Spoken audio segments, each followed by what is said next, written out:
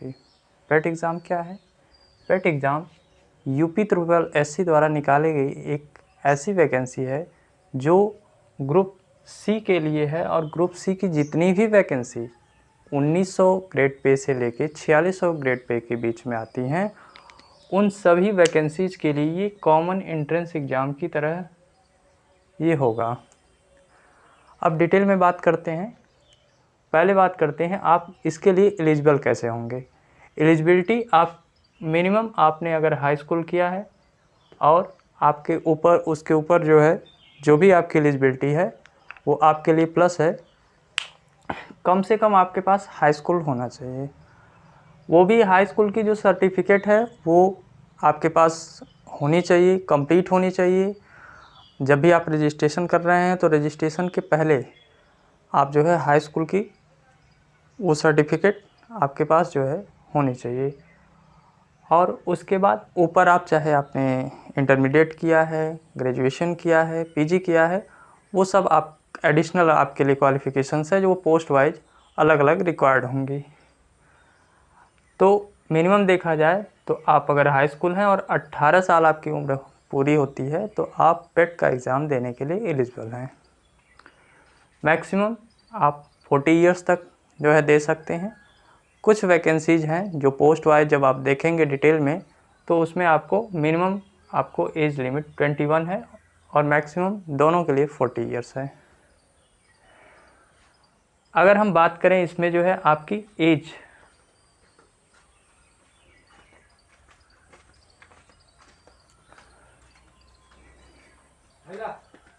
तोड़ के लगा दी।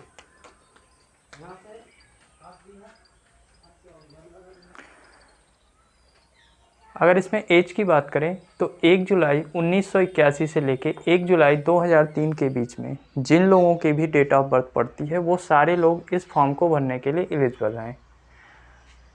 और एक अच्छी बात आप देखिए, ग्रेड पे आप देखेंगे तो 1900 से लेके 4600 ग्रेड पे तक की वैकेंसी जो ग्रुप सी के अंतर्गत आती हैं सबके लिए कॉमन प्री एग्ज़ाम है ये।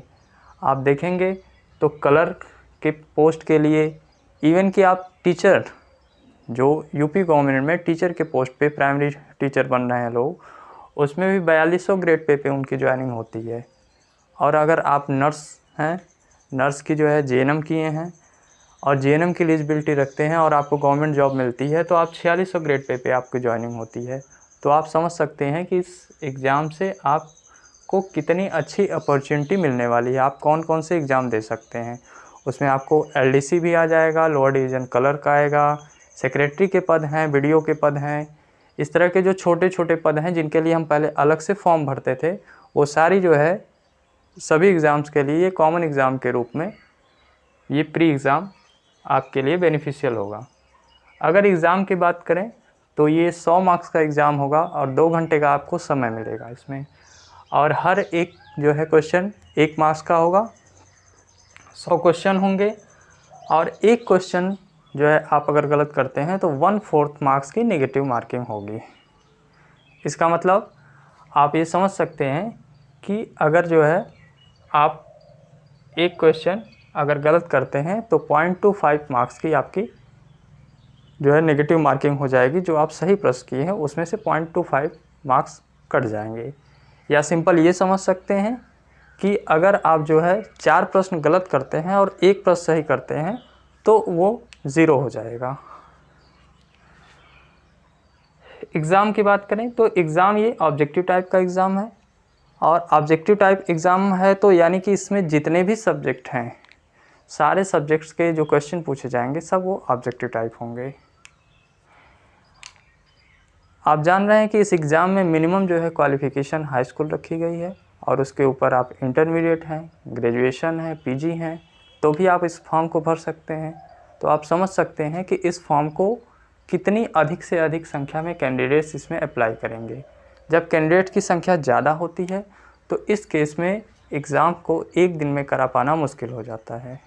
एग्ज़ाम्स कई फेज में कराए जाएंगे तो वहाँ पे कभी पेपर का लेवल टफ़ होगा, कभी इजी होगा, तो उसको एक बैलेंस करने के लिए नॉर्मलाइजेशन का रूल जो आयोग ने बनाया है, सरकार ने बनाया है जो, वो उसके हिसाब से जो है नंबर को इजी और हार्ड पेपर को इक्विवेलेंट कर दिया जाता है। एग्ज़ाम की डेट अभी आपको नहीं पता है। जब रिज़ल्ट आएगा तो आपके स्कोर के हिसाब से, स्कोर आपका जितना कम होगा या ज़्यादा होगा उसके हिसाब से अलग अलग जो है पदों के लिए आप एलिजिबल माने जाएंगे, ठीक, जो कि यहाँ पे मेंशन किया गया है।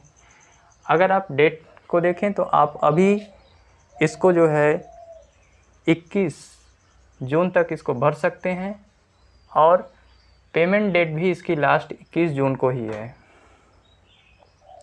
फीस की बात करें तो सामान्य और ओबीसी वर्ग के लिए 185 रुपये फ़ीस रखी गई है, एससी और एसटी के लिए 95 रुपये और दिव्यांग जन लोगों के लिए 25 रुपये रखी गई है। और इसके साथ साथ आपको ये भी बता दिया जाए कि इसमें एज रिलैक्सेशन जो जिस आरक्षित वर्ग में आएगा उसके हिसाब से दिया जाएगा। अधिकतम दिव्यांग जनों को 15 साल का जो है इसमें एज रिलैक्सेशन मिलता है। करेक्शन की भी डेट है, अगर फॉर्म भरते हैं आप कोई गलती हो जाती है तो आपको इसमें 28 जून तक फॉर्म को करेक्ट करने का आपको जो है ऑप्शन दिया गया है।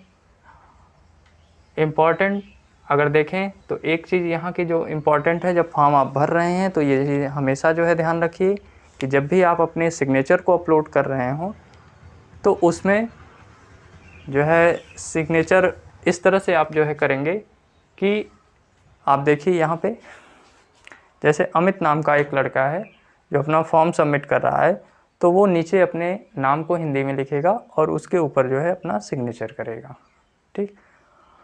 ये आपको ध्यान रखना होगा। आप जब भी फॉर्म अपना भर रहे हैं तो अपने सिग्नेचर को इस फॉर्म में ही अपलोड कराएंगे, ठीक। दूसरी बात जो बहुत ही आपके फ़ायदे की बात है कि ये अगर आप प्री एग्ज़ाम निकालते हैं, पेट एग्ज़ाम निकालते हैं तो ये 1 साल के लिए इसकी वैलिडिटी होगी। जब भी इसका रिज़ल्ट अनाउंस होगा तो 1 साल तक ग्रुप सी की वैकेंसीज़ के लिए आप जो है एलिजिबल होंगे, यानी कि उसमें आप सीधे डायरेक्ट मेंस एग्ज़ाम आप उसमें दे सकते हैं। आपको प्री एग्ज़ाम बार बार देने की ज़रूरत नहीं पड़ेगी। इससे आपकी मेहनत भी बचेगी, आपके जो है पैसे भी बचेंगे, आपकी जो अलग अलग कंडीशंस जो है आपकी लाइफ में आती हैं और बार बार फॉर्म भरते हैं उस समय आप प्रिपेयर नहीं होते हैं, उससे भी आपको जो है फ़ायदा मिलेगा। तो आप इसकी प्रिपरेशन के लिए तैयार हो जाइए। हम अपने जो है अगले लेक्चर में आपको बताएंगे कि इस सिलेबस को कैसे जो है आप कम समय में और एक अच्छी तैयारी के साथ कैसे कवर करेंगे। धन्यवाद। और अगर आपको ये चैनल अच्छा लगा, आपका हमारा वीडियो अच्छा लगा तो माई एकेडमी को फॉलो करिए, इसको लाइक करिए, शेयर करिए। Thank you so much.